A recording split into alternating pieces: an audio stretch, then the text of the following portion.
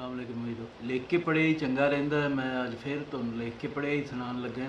थोड़ी देर पहले पंजाब के वज़ीर तलीम वालों सोशल मीडिया पर पोस्ट कीतियां गईयां 4 स्लाइडां नज़र तो गुजरियां।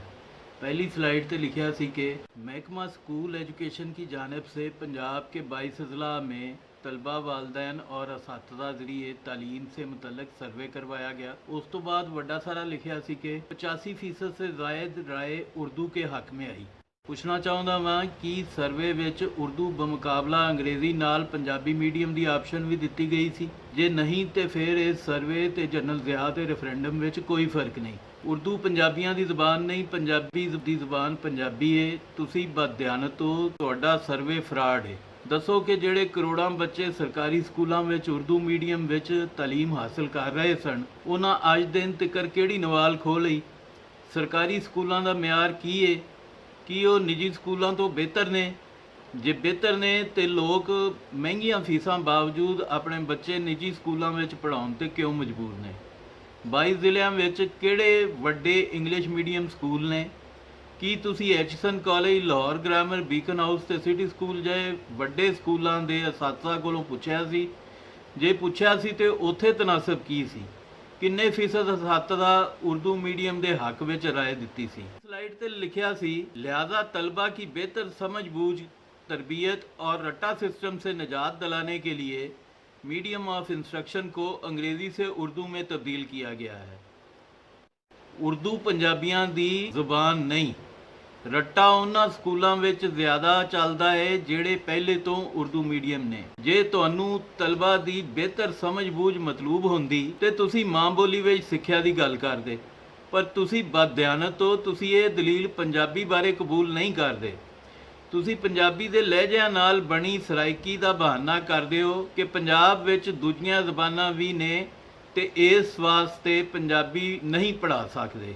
जे नाम निहाद सराइकी यानी पंजाबी दे मुल्तानी, डेरवी, रियासती डायलैक्ट्स बोलने वाले पंजाबी नहीं समझ सकते तो पंजाबी यूपी तो आई 7% अकलीत की ज़बान कई समझ सकते हैं। उर्दू वाली तुहानूं ये दलील क्यों चेते नहीं रहिंदी? वो तो पाकिस्तान की किसी भी धरती की ज़बान नहीं। सारी दुनिया के माहिरीने तालीम इस गल ते मुतफिक ने कि बुनियादी तालीम वास्ते मादरी ज़बानां सिक्ख्या का बेहतरीन जरिया साबित हो सकदियां ने। पर एक साडे माहिरे तालीम ने कि पिछले 73 साल तो मुसलसल सारी दुनिया का कलैक्टिव विजडम, नॉलेज, इल्म, सिक्ख्या, खोज, तहकीक, रिसर्च, अकल, दानिश, दनाई, सियाणत, बुद्धि ते शऊर मुस्तरद करते चले आ रहे हैं। पंजाबियों की माँ बोली नज़रअंदाज करते चले आ रहे हैं। उदों तो जदों पंजाब विच सराइकी नां दी किसी वक्री ज़बान का ड्रामा भी नहीं रचिया गया। वादे रहे पाकिस्तान दियां पहलियां 2 मरदमशुमारियां विच सराइकी नां दी किसी ज़बान का जिक्र मौजूद नहीं सी। जे मेरे वस विच होए तो मैं इस वजारत तालीम का नाम वजारत जहालत रख दियां ते इस बनावटी ते गैर मियारी महकमा तालीम का नाम भी महकमा जहालत रख दियां। तीजी स्लाइड पर लिखते हैं 2021 के लिए प्राइमरी निसाब उर्दू में जारी किया गया है। और छेकड़ली यानी अखीरली स्लाइड पर लिखते हैं प्राइमरी सतह के 40 लाख से ज़ायद तलबा उर्दू में तालीम हासिल कर सकेंगे। जब उर्दू पंजाबियों की ज़ुबान ही नहीं तो फिर प्राइमरी तिक्कर निसाब उर्दू विच क्यों जारी किया गया? दुनिया जानती है कि साडे उर्दू मीडियम स्कूलों का म्यार इंतहाई पस्त सी और यही पंजाब विच जहालत ते बुनियाद परस्ती के वाधे का कारण बने।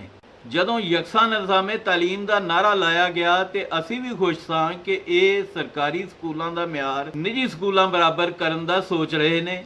चलो हुण तालीम विचों अमीर गरीब की मुआशरती तफरीक तकसीम नूं घट करन दा मौका मिलेगा। ये हकीकी मानिਆਂ विच रट्टा मुकाउण वास्ते पंजाबी नूं मीडियम ऑफ इंस्ट्रक्शन बनाउण दा सोच रहे ने, पर इन्हां प्राइवेट स्कूल भी सरकारियां दे बराबर कर छड्डे। अल्लाह बख्शे साडे मास्टर बनारस साहब नलैक स्टूडेंटां नाल यारी लाउण तो मना करदे कहिंदे हुंदे सन, हम तो डूबे हैं सनम, तुमको भी ले डूबेंगे। अंग्रेज़ी फिर भी इंटरनेशनल लैंग्वेज है, बेहतर रोज़गार की ज़ुबान है, साइंस एंड टैक्नोलॉजी की ज़ुबान है, अलूम की ज़ुबान है, सानू तरक्की वास्ते उसकी लोड़ है। पर उर्दू की है? अंग्रेज़ी मीडियम स्कूलों कारण फिर भी कुछ ना कुछ मिडल या लोअर मिडल क्लास के बच्चे ਅਸ਼ਰਾਫੀਆ ਦੇ ਬਾਲਾਂ ਦਾ ਮੁਕਾਬਲਾ ਕਰਨ ਜੋਗੇ ਹੋ ਜਾਂਦੇ ਸਨ।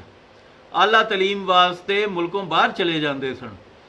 ਜਿਨ੍ਹਾਂ ਮਿਡਲ ਤੇ ਲੋਅਰ ਮਿਡਲ ਕਲਾਸ ਢੱਗਿਆਂ ਇਸ ਜ਼ਿਆਈ ਸਰਵੇ ਨੂੰ ਸਪੋਰਟ ਕੀਤਾ, ਉਹ ਨਹੀਂ ਜਾਣਦੇ ਕਿ ਇਸ ਅਮਲ ਤੋਂ ਬਾਅਦ ਪੰਜਾਬੀਆਂ ਦੇ ਨਿਆਣੇ ਬਾਹਰ ਪੜ੍ਹਨ ਜਾਣ ਜੋਗੇ ਵੀ ਨਹੀਂ ਰਹਿਣਗੇ ਔਰ ਆਈਐਲਟਸ ਤੇ ਟੋਫਲ ਦੇ ਟੈਸਟ ਵੀ ਪਾਸ ਕਰਨ ਜੋਗੇ ਨਹੀਂ ਰਹਿਣਗੇ। ਪਹਿਲੇ ਸਿਰਫ ਸਰਕਾਰੀ ਸਕੂਲ ਬਰਬਾਦ ਸਨ, ਹੁਣ ਨਿੱਜੀ ਸਕੂਲਾਂ ਦਾ ਵੀ ਬੇੜਾ ਗਰਕ ਹੋ ਜਾਏਗਾ।